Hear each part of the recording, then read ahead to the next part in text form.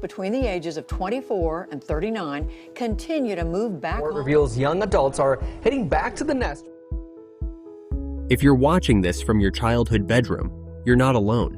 Right now, nearly 1 in 2 adults aged 18 to 29 in the US live with their parents.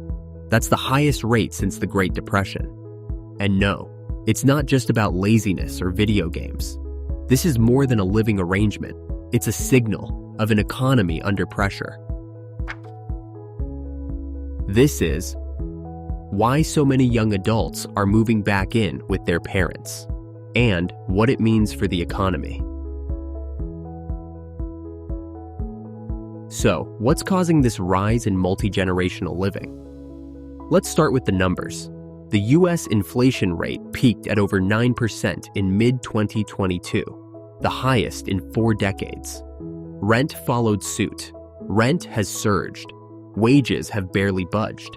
And student loans, once paused, are back with full force. According to Zillow, average US rent crossed $2,000 a month in 2023. But median wages for young workers still stuck in neutral. Add to that rising healthcare costs, food prices, and stagnant entry-level salaries, and you've got a generation squeezed from all sides. For many, moving home isn't failure, it's survival. It's a buffer against economic uncertainty.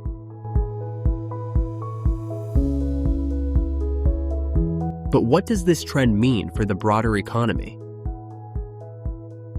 Fewer young renters means lower demand for housing, less spending on home goods, and less money circulating through restaurants and retail. For example, IKEA's North American sales saw an unexpected dip in 2023, with analysts citing a slowdown in first-time household formation. At the same time, industries built around young adult independence, like subscription meal kits, co-working spaces, and urban co-living startups, are adjusting to slower growth. But here's a twist. Many are saving more. Bank of America found Gen Z savings rates rose 70% by 2024, thanks in part to multi-generational living. More time at home means less spent on commuting, dining out, and impulse buying. Some young adults are using the opportunity to pay down credit card debt, build emergency savings, or even invest in the stock market.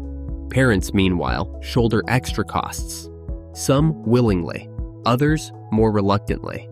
Utilities rise, grocery bills grow, living space tightens. In some households, this creates tension. In others, it fosters stronger family bonds and collaborative goal setting. In the US, moving back in with your parents has long been painted as a step back. But globally, it's just life. In countries like Italy, Japan, and across Latin America, multi-generational households are the norm. They provide built-in childcare, elder care, emotional support, and financial stability. And today, in the US, that stigma is fading.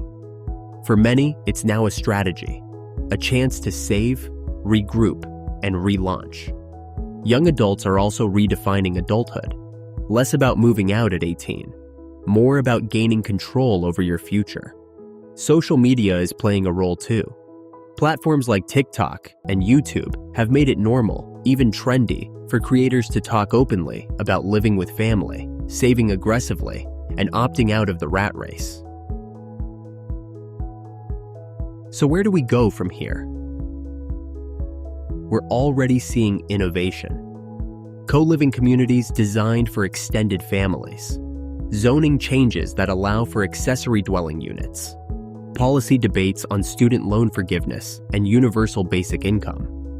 Or maybe, this is just the new norm. A reset on what independence looks like. One that recognizes interdependence as a strength, not a weakness. So what do you think? Is moving back home a smart financial move, a survival strategy, or a warning sign about the cost of being young in America? Let us know in the comments. And if this made you think, hit like, subscribe, and share it with someone navigating this shift, because home might just be the new starting line.